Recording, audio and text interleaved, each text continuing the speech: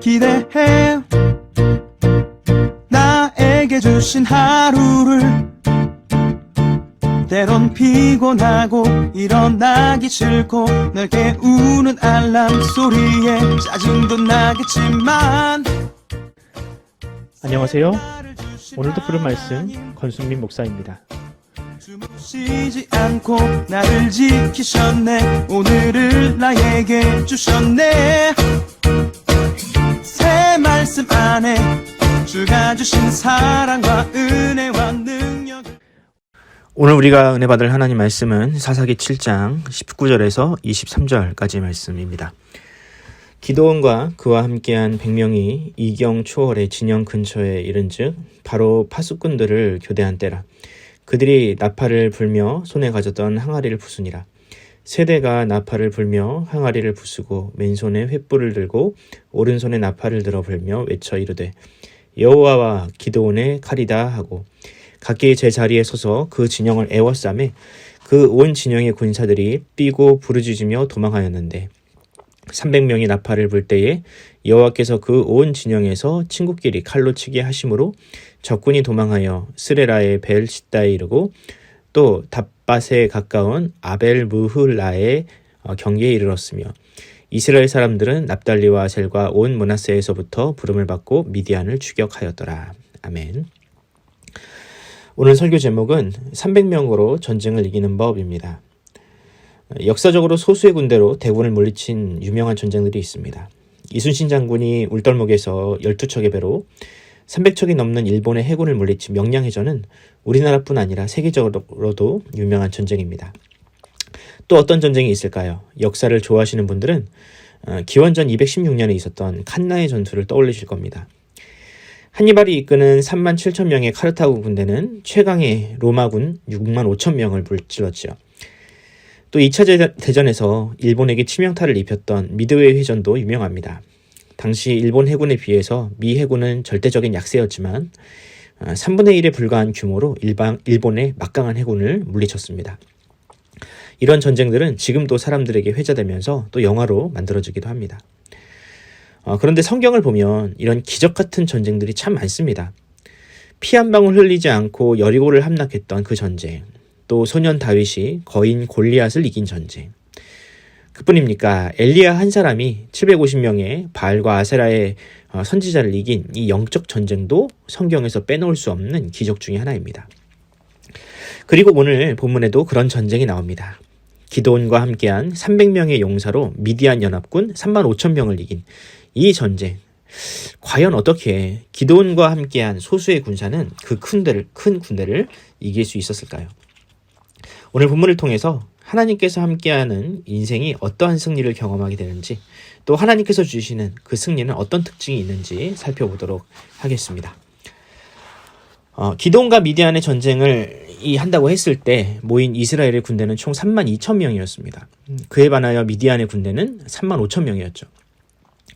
순수 미디안 사람들로만 그 군대를 모은 것은 아니고요. 그곳에는 미디안, 아말렉, 그리고 모압이나 암몬 같은 이스라엘을 미워하는 민족들이 연합하였습니다. 누가 봐도 이 전쟁은 숫자로는 이스라엘에게 승산이 없었습니다.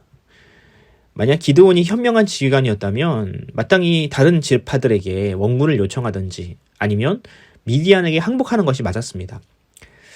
그런데 하나님의 생각은 달랐습니다. 하나님은 이스라엘 군사 3만 명이 너무 많다면서 그들 중 대부분을 돌려보내시고 오직 300명만을 남기셨죠. 자, 이 300명으로 전쟁이 가능할까요?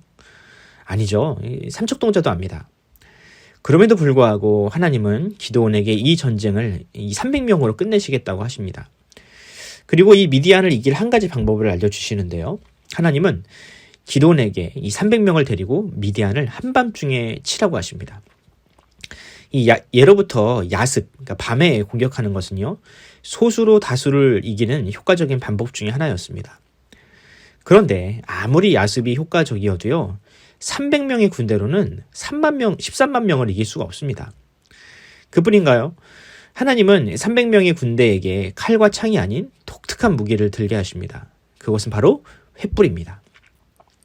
여러분, 횃불로 무슨 전쟁을 합니까? 그런데 이런 하나님의 전략은 정확하게 미디안 군대의 허를 찔렀습니다. 기드온은 300명의 군사를 세 패로 갈라서 미디안 진영을 에워싸도록 했습니다. 그리고 동시에 항아리를 가리고 있었던 그 횃불을 꺼내서 나팔과 함성을 지르게 만들었습니다. 자, 이후에 어떤 일이 일어났나요? 갑자기 이 미디안 사람들이, 그 연합군이 서로를 향해서 칼을 들기 시작했습니다. 그렇게 그들은 이스라엘과 싸우지 않고 아군끼리 싸우다가 자멸하고 말았습니다. 과연 어떻게 이런 결과가 나올까? 하나님께서 갑자기 미디안 사람들을 미치게 하신 건가요? 이런 동화 같은 이야기가 가능한 이유는 이렇습니다. 이것이 일단 가능했던 이유는 그들이 단일 민족으로 이루어진 군대가 아니었다는 점입니다. 그들은 여러 민족으로 이루어진 군대였기 때문에 이 작은 문제로 큰 혼란이 일어날 약점이 있었습니다. 이 하나님께서 지시하신 이 야습, 밤에 공격하는 이 야습은 그 약점을 극대화되도록 만들었죠. 군대를 다녀와 보신 분은 알겠지만 군대는 항상 밤에 적의 야습을 대비하기 위하여 경계를 세웁니다. 그런데 이 경계는 보통 시간을 정해놓고 돌아가면서 하는데 다음 경계자가 아군인지 적군인지가 그때는 잘 구별되지 않습니다. 그래서 이 고안한 것이 이 자신을 아군임을 증명하기 위해서 암구호를 만들거든요. 이 암구호를 제대로 말하지 않거나 또 이 우물쭈물하면 상대는 무조건 적군으로 간주하여 공격을 하게 됩니다. 바로 이런 빈틈을 노리신 거죠. 야심한 밤에 피하 식별이 어려운 상황에서 이스라엘 군대는 횃불과 함성을 통해서 이 서로 말이 달랐던 그들에게 큰 혼란을 준 것입니다. 이 미디안 연합군은 갑작스러운 상황에 우왕좌왕하면서 암구호를 채 물어볼 여유도 없이 경계병을 적군으로 생각을 해서 그들에게 칼을 들었고, 이 경계에서 돌아온 사람들은 어쩔 수 없이 자신을 보호하기 위해서 칼을 들고 싸울 수밖에 없었던 것입니다. 그렇게 이 미디안, 아말렉, 기타 등등의 민족들은 이스라엘이 아닌 서로를 적으로 돌리고 싸우다가 자멸하고 만 것이죠. 그렇게 이스라엘은 손에 피 한 방울 묻히지 않고 단 한 명의 사상자도 내지 않은 채 큰 승리를 거두었습니다. 바로 이것이 하나님께서 그들에게 주신 승리 공식이었습니다. 그런데 여러분, 이 공식은 여전히 우리에게도 유효합니다. 하나님은 지금 우리에게도 그와 같은 승리를 주십니다. 우리의 대적인 사탄과 마귀는요, 마치 미디안 연합군과 같이 빈틈이 많고 약점이 많은 존재들입니다. 죄의 권사는 자신을 크게 부풀려서 이 사람으로 하여금 두려움에 떨게 만들지만, 사실 우리가 제대로 극복해보려 마음만 먹으면, 하나님이 함께 하시면 얼마든지 이길 수 있는 대상이 바로 죄입니다. 무엇보다 죄는 어둠과 같아서 기드온의 군대가 들어올린 이 횃불과 같은 그 빛이 비추면 힘을 쓰지 못합니다.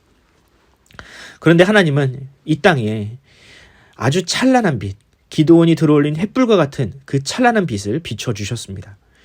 그 빛이 무엇입니까? 바로 우리 구주 예수 그리스도입니다. 요한복음 1장 5절에 보면 이런 말씀이 있습니다. 빛이 어둠에 비치되 어둠이 깨닫지 못하더라. 여기서 깨닫지 못하더라라는 말은 또한 이기지 못하더라라는 말로 번역할 수 있습니다. 무슨 뜻입니까? 예수님은 이 땅에 빛으로 오셔서 어둠을 물리치시고 그 승리를 우리에게 선물로 주셨습니다. 예수님께서 사망과 싸워 이기심으로 성취한 그 구원은 믿는 우리에게 거저 주신 것입니다. 마치 기드온의 군대가 하나님의 명령을 쫓아서 300명이 그 손에 단 한 방울의 피도 묻히지 않은 채 승리를 얻었던 것처럼, 하나님께서 그들에게 승리를 주셨던 것처럼 지금 우리에게도 그런 승리가 주어진 것입니다. 사랑하는 성도 여러분, 우리의 사명은 바로 그 빛 대신 그리스도의 이름을 들고 어둠과 맞서 싸우는 것입니다. 거짓과 죄악이라는 어둠으로 가득한 이 세상 앞에 예수 그리스도의 정직과 공의, 자비와 사랑이라는 빛으로 마치 그것을 횃불과 같이 들고 맞설 때 주님은 우리에게 기드온에게 주셨던 그 승리를 주실 것입니다. 오늘 하루 주께서 주시는 그 횃불을 들고 승리하시는 여러분이 되기를 바랍니다. 아무리 세상이 커 보여도 예수 그리스도라는 빛으로 무장한 우리는 반드시 승리할 줄로 믿습니다. 기도하겠습니다. 하나님 아버지, 은혜와 사랑을 감사합니다. 주님, 이 어둠이 가득한 이 세상, 죄와 탐욕과 불법이 가득한 이 세상에 하나님은 우리를 빛으로 부르셨습니다.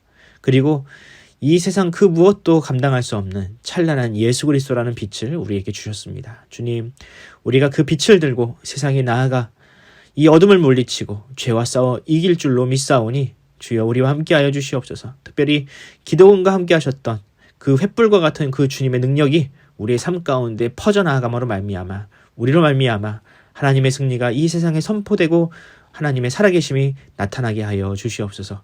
감사드리며 우리 구주 예수 그리스도의 이름으로 기도드립니다. 아멘.